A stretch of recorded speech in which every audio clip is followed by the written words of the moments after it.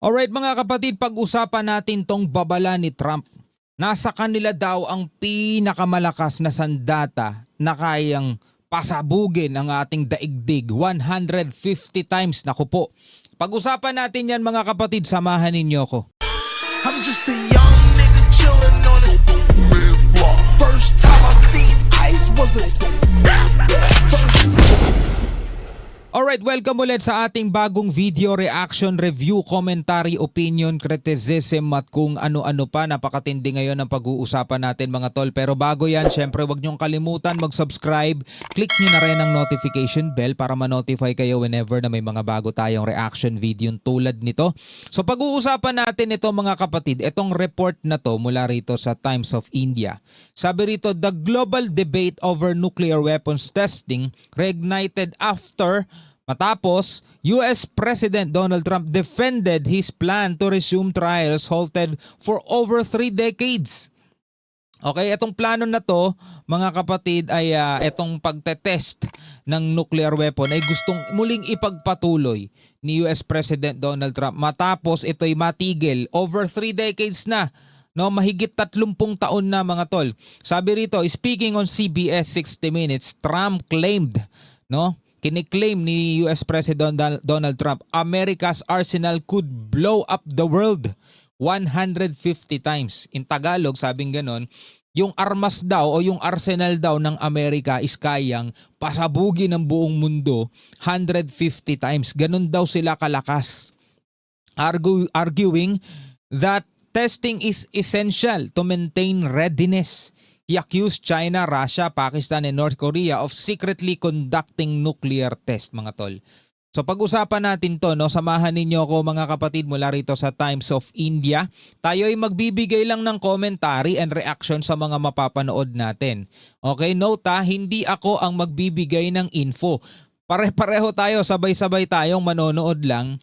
Magko-comment lang ako, pwede rin kayo mag-comment sa ibaba. So panoorin na natin to.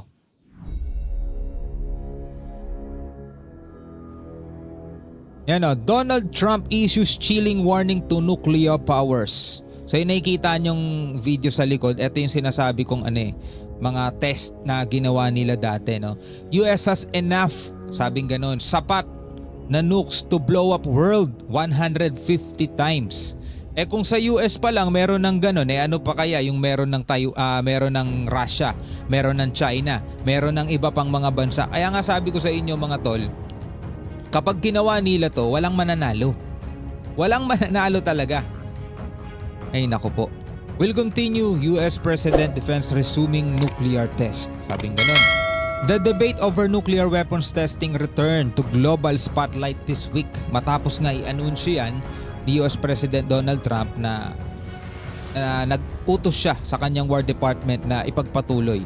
US President Donald Trump defended his push to resume nuclear test after 30 years. Ang kanyang pag-defend o pagdepensa doon sa kanyang panukala mga tol, dahil nga daw etong China, Russia, Pakistan saka North Korea nagsasagawa daw ng secret, no, palihim na nuclear testing underground.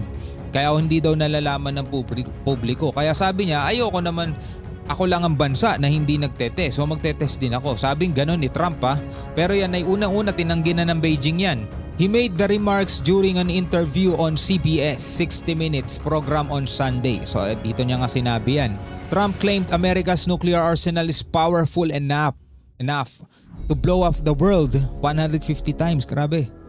150 times. O yun ay lang, no? Ano yun ay yabang lang ni Trump. Ano sa tingin ninyo, no? US President said testing is needed to ensure US weapons actually work.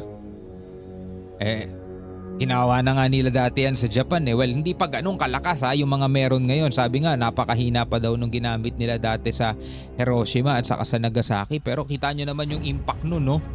So, gusto niyo daw malaman kung gumagana ba talaga. Pwede naman daw, sabing iba, sabi ng ibang mga nag-a-analyst, di ba? Pwede naman daw kung ang gagawin lang is yung mga platform.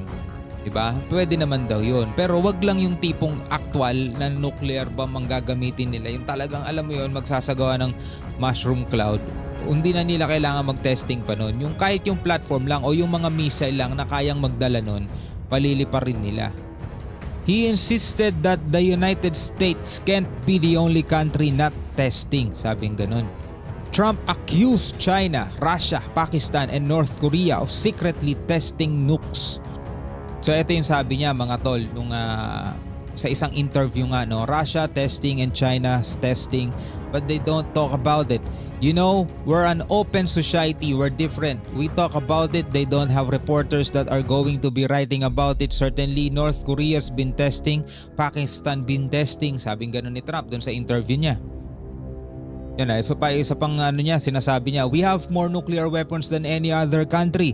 And I think we should do something about denuclearization. And I did actually discuss that with both President Putin and President Xi. We have enough nuclear weapons to blow up the world 150 times. Russia has a lot of nuclear weapons and China will have a lot. Sabing ganun. Dapat talaga merong ganun yun. Denuclearization. His comments triggered strong condemnation from China and Russia. So kinundi na yan ng Russia and China. Sabing ganon, Beijing called Trump's allegations utterly groundless, walang basehan, and irresponsible. China denied conducting any covert nuclear testing activities in recent years. So sabi, as a permanent member of the UN Security Council and responsible nuclear weapons state, ito sabi ni Mao Ning to China has always adhered to the path of peaceful development, pursued a policy of no first use of nuclear weapons. Yun ang sabi ng China. So mariin na nga yang itinatanggi ng China. We are willing to work with all parties to jointly uphold the authority of the Comprehensive Nuclear Test Ban Treaty, safeguard the international nuclear disarmament and non-proliferation. We hope that the United States will also earnestly abide by its duties under the Comprehensive Nuclear Test Ban Treaty. So meron ng kasunduan di ba? And its commitment to suspend nuclear testing, take concrete actions to safeguard the international nuclear disarmament. Kasi pati yung mga non-nuclear countries o state mga to, like for example Philippines at iba pang mga bansa na walang ganito. Tulad nga no sinabi ni Trump, di ba, kaya daw i-blow up ang buong mundo 150 times. Damay-damay lahat mga tol, no? Kahit na hindi mo gusto o gusto mo yung presidenteng nakaupo ngayon, walang magagawa, di ba? Pag naglaban-laban tong mga higanteng bansang to. And non-proliferation regime and maintain global strategic balance and stability. Pero ako, doubt din ako Siguro wala rin naman ni isa sa kanila ang willing gumamit niyan. Kasi alam nila, isa man sa kanila ang gumamit niyan, gagamit na rin yung iba at pare-pareho lang din silang magdudusa at pare-pareho din silang magkakaubusan. At sabi nga ni Trump, di ba? Buong mundo mga kapatid, di ano pang gagawin nila sa buhay at kayamanan nila, di ba? Siyempre pati siguro yung mga mayayaman o sinasabi nating pinakamayaman sa buong daigdig.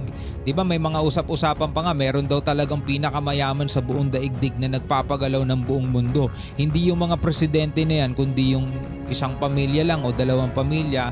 Ayon lang naman yun sa mga conspiracy Pero siyempre siguro hindi rin nila papayagan na maging ganun ang daigdig natin, 'di ba? Not unless meron na silang nakitang panibagong mundo na pwede nilang paglipatan.